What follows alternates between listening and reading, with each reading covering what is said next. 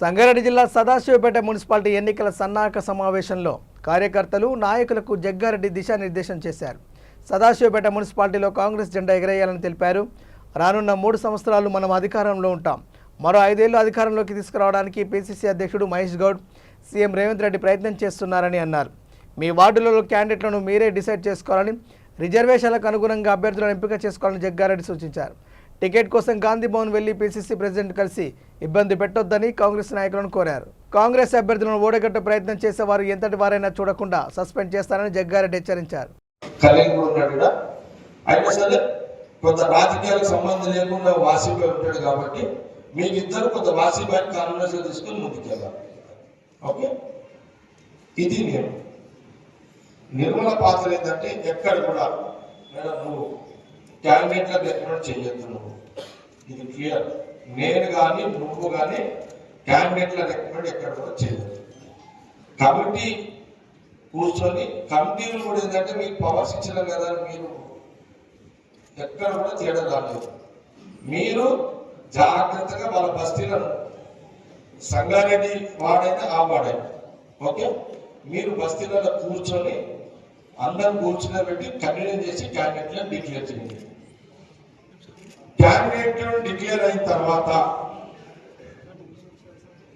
మళ్ళీ చెప్తున్నా, ఎవరు తేడా చేసినా ఈ ఎలక్షన్లలో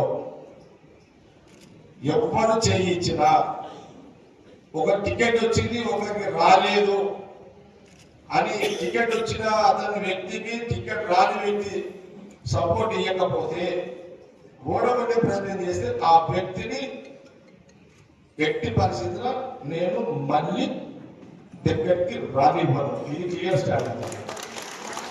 ఇది నా స్టాండ్లో మార్పు ఉంటుంది.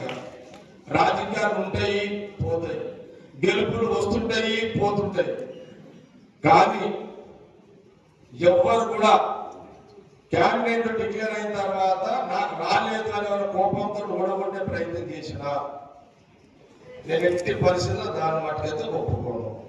ఇది ఈ సూచనను అంతా సీరియస్ గా తీసుకోవాలి. నంబర్ 1,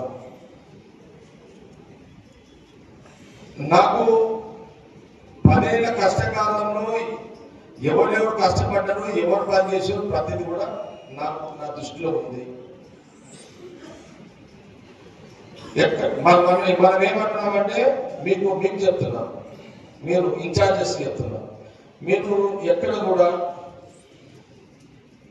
మళ్ళీ ఇంత ఫస్ట్ చెప్పిన మన అభ్యర్థి దగ్గర డబ్బులు లేవు, డబ్బులు అభ్యర్థి బయట నుంచి వచ్చిండు అని అంటే దాన్ని యాక్సెప్ట్ చేసి మళ్ళీ మీరు రికమెండ్ కూడా మాట వరుసగా అందరూ మాట్లాడతారు.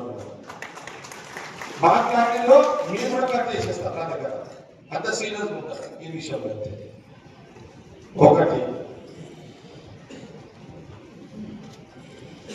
నిర్మల నీ ఓపిక, నీకెంత ఓపిక వాళ్ళు పిలిస్తే నేను ఖచ్చితంగా తిరుగుని తిరగదని చెప్పా. వాళ్ళు పిలుస్తారా, వాళ్ళు పిలిస్తే నీ ఓపికను బట్టి నువ్వు చూసుకోండి. ఇంకా రామే కూడా ఇవన్నీ ఉన్నాయి కదా, ఈ మొఖాల నొప్పులు ఉన్నాయి కాబట్టి జాగ్రత్తగా చూసుకుంటారు. సరేనా?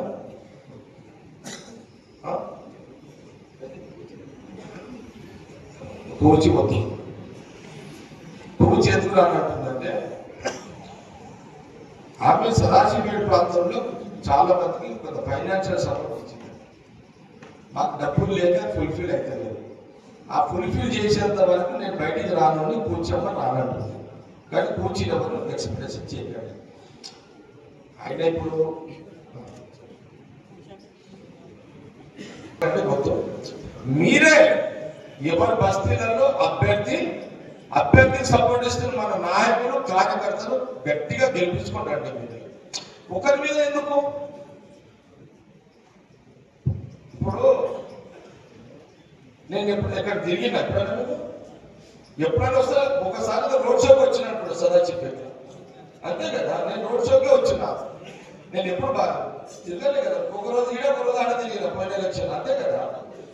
కాబట్టి నేను లేకుండా మీరు గెలిస్తేనే కదా నాకు